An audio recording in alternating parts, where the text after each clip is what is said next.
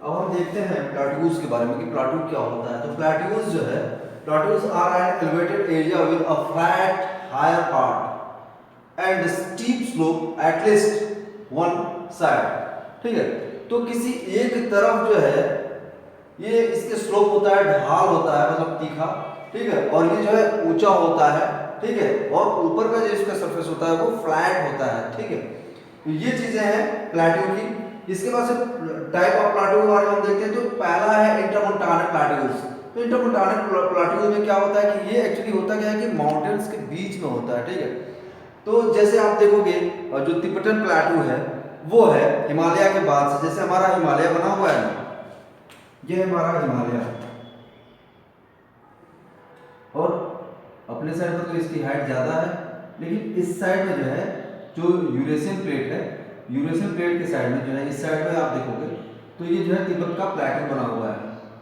ठीक है, फिर आप पामीर का देखोगे तो वो भी ऐसे ही है। पामीर का जो पठार है, पामीर का प्लेट्यू है, वो भी ऐसा ही है।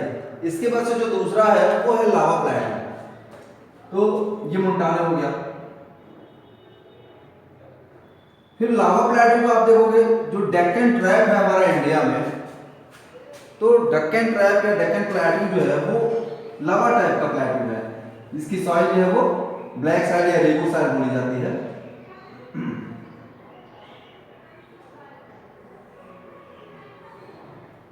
ठीक है, तो ये रीजन है जहां पे आपका मिलता है तो डेक्कन प्लेट्यू। तो इसमें क्या है कि ये लावा से बना हुआ है। लावा जो है जो वोल्केनिक इरप्शन हुआ है और उसके थ्रू जो है, चूंकि ज़्यादा ये पतला लावा था, ज़्यादा गाढ़ा नहीं था, तो इसलिए पूरा फैल गया है और इसी के जो है उससे जो है ये बना हुआ है ट्रैप टाइप, मतलब एक हाईलैंड क्रिएट हो गया है। तो ये जो है लावा से बना है और ये वोल्केनिक इरप्शन के थ्रू जो है लावा इस पे यहाँ पे सप्लाई हुई है और इससे ये बना है। इसके बाद से अगला है पिडमांट।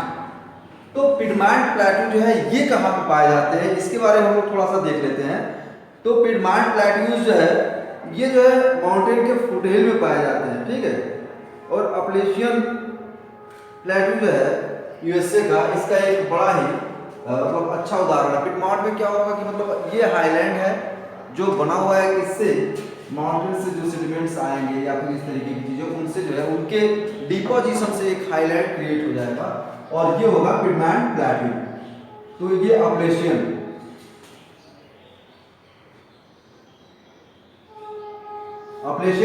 प्लेट्यू जो है ये पिडमांट प्लेट्यू का एक एग्जांपल है। और ये कहां पे होता है,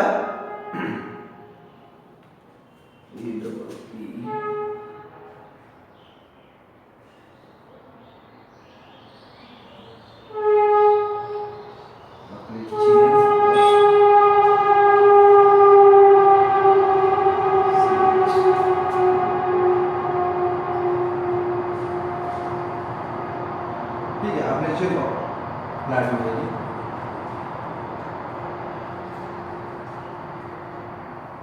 ये यूएसए में है। इसके बाद से है कॉन्टिनेंटल प्लेट्यू। तो कॉन्टिनेंटल प्लेट्यू में क्या है कि ये जो है बहुत ही तेजी से, मतलब इसकी जो उभार होता है वो होता है, चाहे ये ओशन में हो या फिर किसी भी चीज में। तो आपका जो है आप बुक में देखोगे फिगर बहुत अच्छा बनाया हुआ है। ठीक है, तो इस तरीके का ये कॉन्टिनेंटल पार्ट है जो कि इसका एलिवेशन अच्छा खासा होता है, हाई होता है, और इस वजह से ये जो है कॉन्टिनेंटल प्लेट्यू है। और ये चारों जो है टाइप हो गए किस पे, on the basis of origin, location and हाँ, तो ओरिजिन और लोकेशन के हिसाब से। जैसे कॉन्टिनेंटल देखोगे तो आप ये लोकेशन के हिसाब से, पिडमॉन्ट जो है वो ओरिजिन के हिसाब से है। ठीक है, लावा प्लेट्यू की ओरिजिन के पर ही है, और ये भी लोकेशन है इंटरमोंटानल प्लेट्यू। फिर इसके बाद से इनका इंपॉर्टेंस क्या है, इनका जो है महत्व क्या है, तो हम इसमें देखते हैं कि store house of minerals.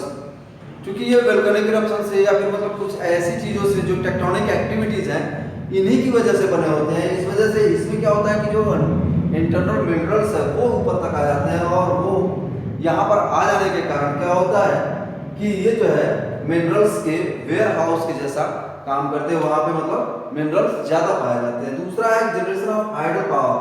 Hydro power क्या होता है कि जो हाइड्रो इलेक्ट्रिसिटी है वो इससे बनती है। क्योंकि ये हाई लैंड्स हैं और इसलिए जो यहाँ से जो भी जल स्रोत होगा, जो भी वहाँ से पानी निकलेगा, वो जो है तेजी से नीचे की तरफ जाएगा। या फिर वहाँ पर जब हम डैम बनाएंगे, डैम बनाकर रिजर्वायर बना करके, और डैम बना करके वहाँ से जो है हम हाइड्रो पावर वो बना सकते हैं, जनरेट कर सकते हैं।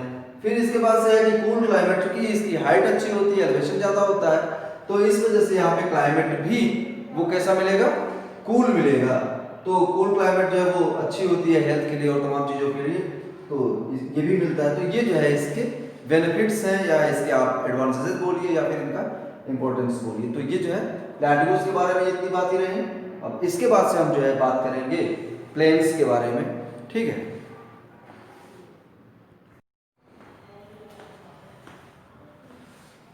तो अब हम देखते हैं प्लेन्स के बारे में। प्लेन्स एक्चुअली होते क्या है, डिफाइन किया है दो लाइन में। An unbroken flat land that normally lacks of elevation and depression are known as plain। मतलब कि एक ऐसा मतलब बिना टूटा हुआ, मतलब सतत, ठीक है, कंटिन्यूअस फ्लैट लैंड, मतलब इस तरीके का, मतलब समतल जो है भूमि या जमीन, या हाँ भूमि कहेंगे, ठीक है, कि जिसमें क्या हो कि इसमें नॉर्मली किस चीज़ की कमी हो, एलिवेशन की, मतलब कि इसमें जो है ढाल वगैरह, जो ऊंचाई वगैरह है, इसकी कमी हो, मतलब ऊबड़ खाबड़ ना हो। एंड डिप्रेशन, और ये जो है जो गहराई होती है, मतलब ना तो ये ऊंचा हो और ना ही गहरा हो, ठीक है। ऐसी जो लैंडमास होती है, उस लैंडमास को क्या बोलते हैं, उसको हम प्लेन बोलते हैं। अब ये प्लेन जो है कितने टाइप का होता है, तो 3 टाइप के मेनली प्लेन्स हैं, और इन तीनों टाइप्स को बारे में बताया हुआ। पहला है इरोजनल प्लेन, ठीक है। तो इरोजनल प्लेन कैसे बनता है, ये जो है बनता है ड्यू टू इरोजन। इरोजन क्या होता है, तो इरोजन जो है जब कहीं भी किसी भी रॉक में ये होता है कि मतलब वो रॉक टूटती है, और टूटने के बाद से वो हवा या पानी के द्वारा जो है बहा करके ले जाई जाती है, ठीक है। तो इससे जो वहाँ पे मतलब जगह बचती है वो इरोडेड हो गया, ठीक है।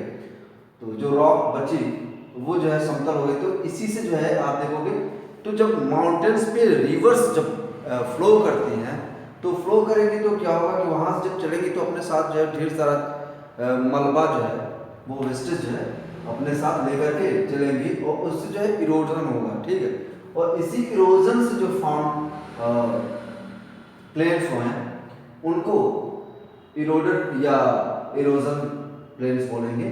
इसके जो है एग्जांपल्स है कैनेडियन सिल्ट और वेस्ट साइबेरियन प्लेन, ठीक है। कैनेडियन सिल्ट कहाँ पे है, ये जो है कनाडा में मिलेगा आपको, वेस्ट साइबेरियन रशिया में मिलेगा, क्योंकि साइबेरिया जो है पूरी तरीके से रशिया का ही पार्ट है, ठीक है। दूसरा है डिपोजिशनल प्लेन। डिपोजिशनल प्लेन तो यहाँ से इरोड हुआ, ठीक है, वो कहीं ना कहीं ले जाके डिपॉजिट किया जाएगा, छोड़ा जाएगा, और ये जो प्लेन बनेंगे वो प्लेन होंगे डिपोजिशनल प्लेन। जैसे आप गंगा को देखो, ठीक है, या गंगा के ही केस में देखें तो हिमालय या जो भी पर्वतीय अपने जो क्षेत्र है, वहाँ पे क्या है, कंटूर फार्मिंग या इस तरीके की फार्मिंग देखेंगे आप, तो वो क्या है, वो कहीं ना कहीं इरोडेड प्लेन्स ही हैं, ठीक है। या आप जब झेलम को देखेंगे, जो मिनांडर्स बनाती है वहाँ पर भी, तो वहाँ का प्लेन भी जो है वो इरोडेड प्लेन ही होगा, ठीक है, जो कश्मीर में प्लेन है, ठीक है। फिर डिपोजिशनल प्लेन के पर हम आते हैं, तो जो गंगा और उसकी जो ट्रिब्यूटरीज हैं जो हिमालय से चलती हैं, तो अपने साथ ढेर सारा सेडिमेंट ले आते हैं और गैंगेटिक प्लेन को बनाते हैं, उनको उन सेडिमेंट्स को यहाँ पे डिपॉजिट करके यहाँ पे छोड़ करके, ठीक है। तो इस तरीके से हम देखते हैं डिपोजिशनल प्लेन्स बनते हैं। तो इसमें आप देखोगे तो जो आपका गंगा का है, ब्रह्मपुत्र का है, सिंधु का है, ऐसे ही वांगो है, नाइल है, ठीक है, मिसिसिपी है। तो इनके जो प्लेन्स हैं, ये जिस रीजन से ये गुजरती है, तो ये सारे प्लेन्स जो है इनके नाम पे बने हुए प्लेन्स हैं, ठीक है। इसके बाद से हम आगे बढ़ते हैं स्ट्रक्चरल प्लेन्स। तो स्ट्रक्चरल प्लेन्स कौन से हैं, ड्यू टू सबडक्शन और upliftment of area of sea floor और कॉन्टिनेंटल शेल्फ।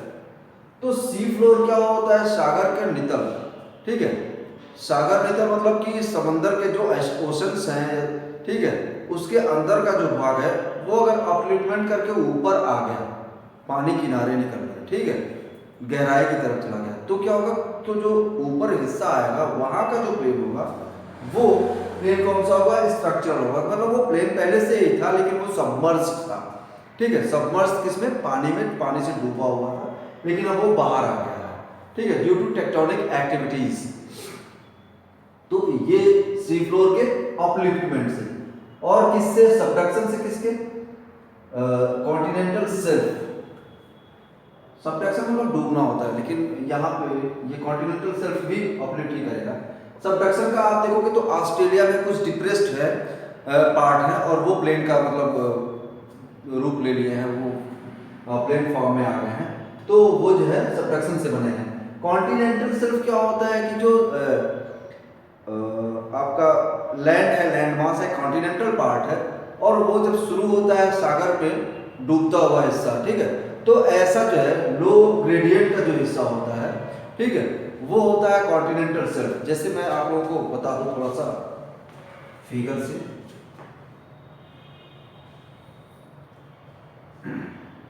तो ये हिस्सा अगर कॉन्टिनेंट का है,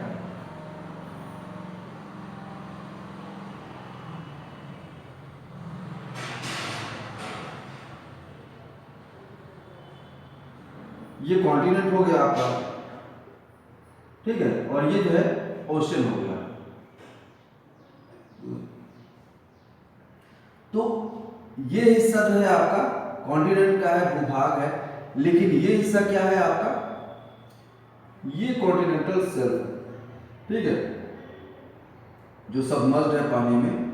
तो ये अगर अपलिफ्टमेंट हो गया इसका, ये ऊपर उठ गया, तो बनेगा क्या, इससे भी स्ट्रक्चरल प्लेन बनेगा, ये है कॉन्टिनेंटल शेल्फ।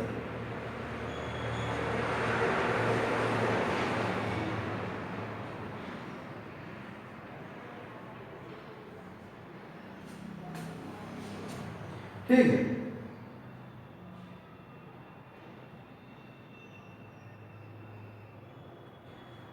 तो इससे बने कॉन्टिनेंटल शेल्फ। तो ये कॉन्टिनेंटल शेल्फ से प्लेन, स्ट्रक्चरल प्लेन। अब ये प्लेन्स जो है इनका इंपॉर्टेंस क्या है, इनका जो है क्या महत्व है, क्या इनके फायदे हैं हमें, ठीक है। तो पहली चीज कि फर्टाइल सॉइल, जो प्लेन्स होते हैं उनकी सॉइल कैसी होती है, फर्टाइल होती है। फर्टाइल मतलब उपजाऊ होती है, उपज के लायक होती है, वहाँ पे हम जो है फसलें लगा सकते हैं, पेड़ पौधे लगा सकते हैं, और उससे कुछ ना कुछ प्रोडक्शन ले सकते हैं। तो पहली चीज़ ये कि फर्टाइल सॉइल है इनकी, और इसकी वजह से जो है क्या होगा, हमारी फीडिंग के लिए जो है प्रोडक्ट्स जो है वो ये प्रोवाइड करेंगे। दूसरी चीज़ क्या, द ग्रोथ ऑफ इंफ्रास्ट्रक्चर। तो इंफ्रास्ट्रक्चर का ग्रोथ कैसे होगा, यहाँ पे एक्चुअली जो प्लेन्स हैं, प्लेन्स समतल हैं, और इस वजह से वहाँ पर कुछ भी बनाना बहुत ही आसान होता है। जैसे मकान बनाना हो तो आप पहाड़ों पे बनाओगे, तो पहाड़ों पे मकान बनाना मुश्किल है, लेकिन वही अगर मैदानी हिस्से में, प्लेन्स के रीजन में अगर बनाया जाए तो वहाँ आसानी से बन जाएगा, ठीक है। इसके बाद से क्या है, expansion of means of transport. तो सड़क बनाना, रोड बनाना आसान कहाँ पे है, पहाड़ पे है, प्लेट्यू रीजन में है, या फिर प्लेन के रीजन में है। तो प्लेन के रीजन में है क्योंकि यहाँ पे एलिवेशन नहीं है, और एलिवेशन नहीं होने से जो है जो ट्रांसपोर्टर्स के लिए जो मीन्स बनाई जाएंगी वो जो है रोड्स वगैरह बनाने में और तमाम चीज़ों में जो है वो आसानी होगा, ठीक है। और यहाँ पर आप देखोगे तो मतलब लोगों के पास इस तरीके की जो ट्रांसपोर्ट मीन्स हैं, जैसे जो व्हीकल्स वगैरह हैं, वो भी आसानी से यहाँ पे लोगों के पास अवेलेबल होंगे क्योंकि लोग ज़्यादा रहेंगे। अगला है सेंटर्स ऑफ सिविलाइजेशन, सभ्यताओं के यहाँ पे केंद्र रहे। जैसे आप अगर देखो तो नाइल रिवर के किनारे मिस्र की सभ्यता, ठीक है, सिविलाइजेशन ऑफ इजिप्ट। फिर उसके बाद दजला फरात के पास आपको मिला कौन सी सभ्यता है वहाँ की, मेसोपोटामियन, ठीक है, इराक में। इसके बाद से रोम की सभ्यता, यूनान की सभ्यता, ठीक है, यूनानी सभ्यता, रोमन सभ्यता। और फिर आप इंडिया के साइड में आ जाओ तो यहाँ पे है इंडस वैली सिविलाइजेशन। तो ये सारे जो सिविलाइजेशंस हैं ये कहाँ पे डेवलप हुई, ये सब जो है प्लेन रीजन में ही डेवलप हुई है। ठीक है, तो ये जो है प्लेन्स के इंपॉर्टेंस हैं। इसके बाद से ह्यूमन एक्टिविटीज हैं।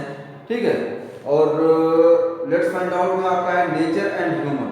तो नेचर एंड ह्यूमन में जो है कुछ सवालात हैं, और ये सवाल है कि why did the government of India start the स्वच्छ भारत मिशन। मतलब गवर्नमेंट ऑफ इंडिया ने जो है स्वच्छ भारत मिशन क्यों शुरू किया, तो इसके पीछे कारण क्या होना चाहिए, क्या हो सकता है। ठीक है, और इससे क्या फायदे हैं। तो स्वच्छ भारत मिशन, ऑब्वियस सी बात है कि स्वच्छ भारत मिशन में जो है स्वच्छता का ध्यान दिया जाएगा, और जब स्वच्छता पर ध्यान दिया जाएगा तो क्या होगा, इससे बहुत सारे फायदे हैं। पहली चीज कि हमारा जो इन्वायरमेंट है वो क्लीन होगा। ठीक है, क्लीन होगा, सुंदर दिखेगा, सब कुछ अच्छी दिखेंगी, ऐसी चीज अच्छे से दिखेगा। तो क्या होगा कि जब चारों तरफ अच्छी चीजें होंगी तो फिर जो है जो दिमाग है उसमें भी अच्छे आइडियाज आएंगे। ठीक है, तो हमारे विचार जो है वो अच्छे होंगे। सफाई से हमारे दिमाग में भी अच्छे विचार आएंगे। और क्या होगा, सफाई जब रहेगी तो बहुत सारे पैथोजन्स जो गंदगी में पनपते हैं वो नहीं पनपेंगे, और इससे ढेर सारे रोग जो होते हैं लोगों को वो नहीं होगा। जब रोग नहीं होगा तो क्या होगा, जब रोग होता है तो लोग खुश नहीं होते, गाना नहीं गाते हैं। जब रोग हो जाता है तो लोग क्या करते हैं, तकलीफ में रहते हैं, कराहते हैं, रोते हैं। ठीक है, तो उन तकलीफों से लोग बच पाएंगे। और क्या होगा, सरकार बहुत सारा पैसा खर्च करती है लोगों की बीमारी के निदान में, उसके जो है सिम्पटम में, उसको क्योर करने में। ठीक है, तो ये भी होगा कि लोगों के इलाज के लिए जो पैसे खर्च होते हैं वो पैसे खर्च नहीं होंगे, तो सरकार वहाँ पर पैसे बचाएगी तो दूसरे जगहों पे खर्चा करेगी, जैसे एजुकेशन में खर्चा कर लेगी, रिसर्च एंड डेवलपमेंट में खर्चा कर लेगी, इंफ्रास्ट्रक्चर के डेवलपमेंट में कर लेगी, और भी बहुत सारे काम हैं जिसपे पैसे गवर्नमेंट खर्च कर सकती है। ठीक है, तो ये सारे जो है फायदे होंगे स्वच्छ भारत मिशन के। ठीक है, दूसरा जो है वो क्वेश्चन है कि why should we avoid using nature in a careless manner. क्यों हमको जो है केयरलेस, मतलब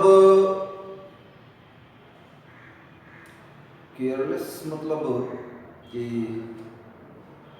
गैर जिम्मेदाराना तरीके से, ठीक है, हम ध्यान ना दें, हम जो नेचुरल रिसोर्सेज हैं इनको खर्च करें, इसको क्यों हमें अवॉइड करना चाहिए। एक्चुअली इस चीज़ को हमें इसलिए अडॉप्ट करना चाहिए क्योंकि अगर हम नेचुरल थिंग्स को इस तरीके से अब्यूज़ करेंगे तो क्या होगा कि हमारे बाद की जो जनरेशन है उसके लिए हम कुछ नहीं बचा पाएंगे। ठीक ना, तो फिर मुश्किलात जो है वो हमारे आने वाली पीढ़ियों को होगी। ऐसा नहीं है कि केवल उन्हीं को होगा, हमें जो है जब हम इसको अब्यूज़ करेंगे, मिसयूज़ करेंगे, तो उससे ये भी होगा कि हम बहुत ज़्यादा over exploitation of natural resources करने लगेंगे, और इससे लैक ऑफ नेचुरल रिसोर्सेज भी होगा।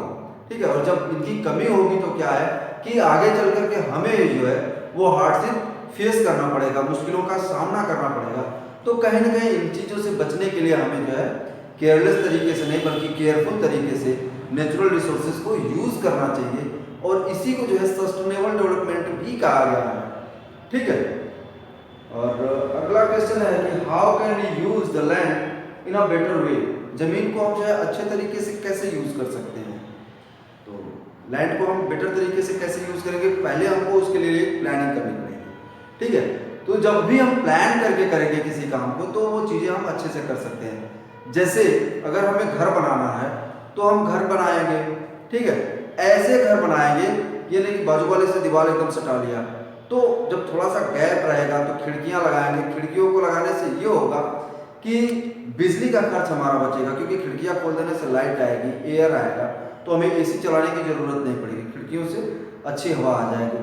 आसपास गार्डन लगा लेंगे तो उससे जो है फ्रूट्स और ये सारी चीज़ें हैं, फल और सब्जियां, ये हमको मिलती रहेंगी। ठीक है, तो ये सारा जो है वो बेटर लैंड को यूज़ करने का तरीका है। ठीक है, कि किस तरीके से हम बेटरली इन सारी चीज़ों को यूज़ कर सकते हैं।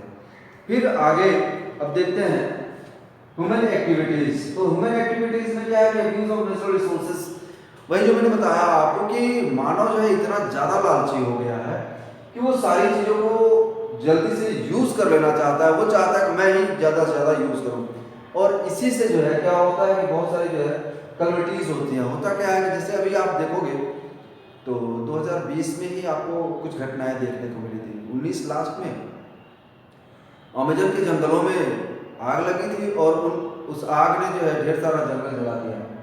ठीक है, तो ये जो है क्या था, ये जो मानव की एक लिप्सा है कि मतलब वो जो डिजायर है कि हम ज़्यादा से ज़्यादा यूज़ करें रिसोर्सेज का, इसी के लिए खेती के लिए ब्राज़ील के लोगों ने जो है ऐसा किया था कि हम खेती करेंगे वहाँ पे अगर जला दिया तो, और उसका जो है बुरा परिणाम पूरी दुनिया को भुगतना पड़ेगा, क्योंकि वहाँ से बहुत ज़्यादा जो है ऑक्सीजन प्रोडक्शन होता है। अमेजन के जंगलों को जो है लंग्स ऑफ अर्थ भी कहा जाता है। तो कहीं ना कहीं उसके डैमेज होने से अगर हमारा लंग डैमेज होगा तो क्या है कि हमारी हेल्थ जो है वो खराब होगी। तो कहीं ना कहीं पूरे जो वर्ल्ड के लोग हैं उनको वो एडवर्सली मतलब बुरी तरीके से इफेक्ट करेगा। ठीक है, तो ये एक एग्जांपल रहा। फिर ऑस्ट्रेलिया में देखा आप लोगों ने कि किस तरीके से मतलब आग लगी और बहुत ज़्यादा जो है वहाँ पे नुकसान हुआ।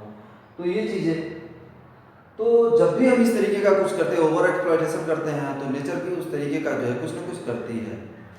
और ये चीज़ें हमें देखने को मिलती हैं फ्लड और ड्राउट के शक्ल में भी।